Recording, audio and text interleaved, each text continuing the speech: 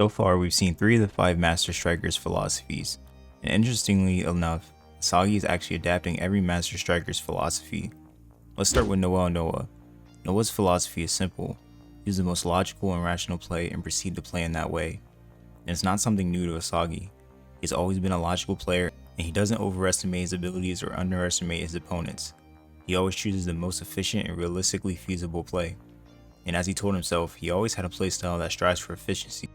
Isagi picking KiiNGKhyy makes him adapting this philosophy even easier as he gets to see Noel Noah every day and train under him. Noah helps Isagi to picture an ideal self that can win against him. Noah's self is someone whose first action of the day is bringing him closer to being the best in the world. Every second and day is a moment to train and work on yourself. Isagi then needs to come up with an ideal that can win against Noel Noah. This is the mindset of the best striker in the world. Noel Noah puts victory above all else and tells KiiNGKhyy to devour in his image. Noah even says he will ally himself with the one who plays the most logically. This ends up to be Isagi, and Isagi's options increase exponentially as Noel Noah opens up the field in a completely different way. Isagi is now able to see options that can be achieved realistically, and Noel Noah helps him to achieve the most ideal option that he wants the most, which is to destroy KiiNGKhyy. He tells Isagi to streamline his thought process and to think logically, to go after the option that he desires the most. With this, Isagi has adopted Noah's philosophy. Next, we have Levine Ho. His philosophy is a bit out of the box, but interesting. He believes that one can be the best if he just does what he's told, because a coach / your master will teach you something new, but Levine Ho is a bit different. He believes that one can learn to copy someone who's strong, but also mix up your own original style. Simply don't blindly copy paste on. Mix it up with your own thing, and that's what he taught Batra. And Isagi too has done the same thing. He observed KiiNGKhyy and learned metavision from him, but also added his own thing to it, egocentrism. Isagi knows he cannot copy KiiNGKhy's impact, but he still studies and copies KiiNGKhy's movement and patterns and incorporates it into his own style. Due to studying KiiNGKhyy, Isagi learns metavision. He analyzes how KiiNGKhyy moves and reacts with Ness, and Isagi notices how KiiNGKhyy is not looking at the ball, but is instead taking a look at the whole field. He analyzes to the process of how KiiNGKhyy finds a shot course faster than anyone else. Isagi already admits that KiiNGKhyy is his ideal self that he would be, but now he also pictures an ideal self that can defeat KiiNGKhyy. He then figures out egocentrism from Yukimiya and Nagi and decides to implement that as well. He realizes that everyone is a protagonist and that if you can crush someone's protagonism, you can lower their level of performance. In order to achieve flow and reach maximum performance, egocentrism was necessary. Because of egocentrism, Isagi was able to devour Chris Prince and defeat KiiNGKhyy. Next is Chris Prince. His philosophy is very simple: have a body that can carry your ideal playstyle. He did it with KiiNGKhyy. KiiNGKhyy wanted to play in a way in which he didn't have to pass to anyone, so Chris studied his body habits and told him his best playstyle in which he doesn't need to pass to anyone and trained him in that way. And it was successful.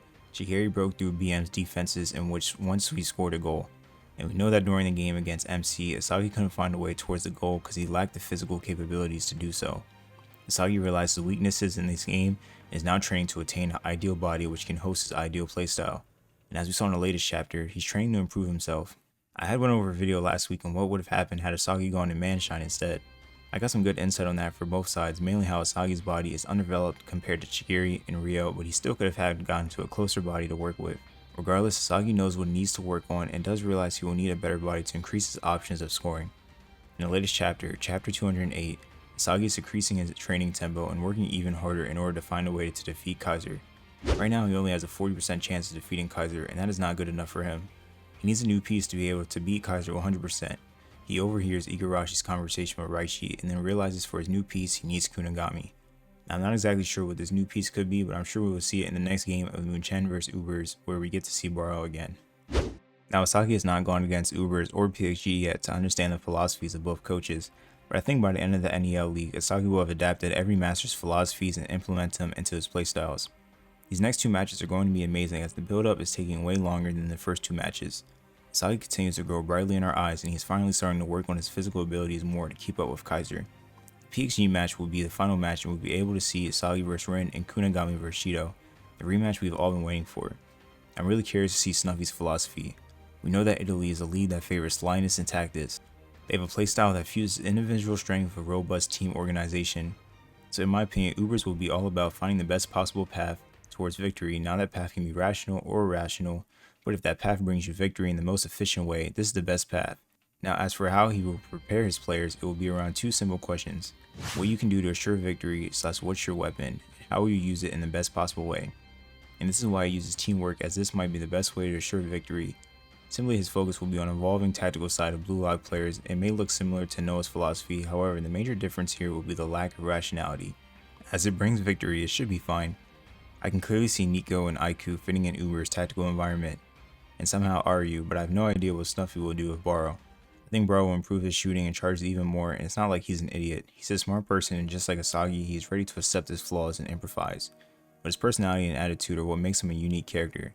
He can be a player to whom you'll just give the ball and then move back to defense because he ain't passing anyone. And if he does, it's good, and if he doesn't, then God knows what they'll do. I think the author will find a way that makes Baro eligible for team play while keeping his king personality. It must have worked to get through with Baro because he ended up scoring 3 goals in the last match, making him the highest bidder currently. Snuffy is also called the Crown Messenger. He brings victory to whichever team he transfers to. I want to see just how much Baro has increased from this master and what part of his philosophy will Isagi be able to adopt. Then on PXG we have Loki. France is known as a gateway to success for newcomers and young players, so it makes sense for Ren and Shido, who are top 2 in blue lock, to go there. They are also in a great spot to becoming the best in the world. I want to see just how Loki is able to team up with Ren and Shido on the same team. I think the key to that team has to be Karasu. We will see the philosophy of Loki, as he once came to blue lock and was easily the fastest player on the field, even faster than Shigiri, and had dribble skills better than Baro. In the final match, I think Loki subs in, but Noel Noah will not sub in, so Nick can go against someone their own age in order to truly test them. This will be the biggest step for Isagi in my opinion, as it will be the last match for the World Cup, and he will get experience going up against a world-class player. Last time Loki and Isagi squared up, it wasn't close as Loki saw many openings. I know the next time they meet, all these openings will not be there this time, and Isagi will devour the speedster striker. Loki will be a perfect final rival for Isagi, but right before heading to the World Cup. Well, we will see the other 2 masters' philosophies once the games have been started. Let me know what philosophies you think Snuffy and Loki will have once we get there. Thank you guys for watching the video. Please like, comment, subscribe for more, and I'll be back in the next one. Peace.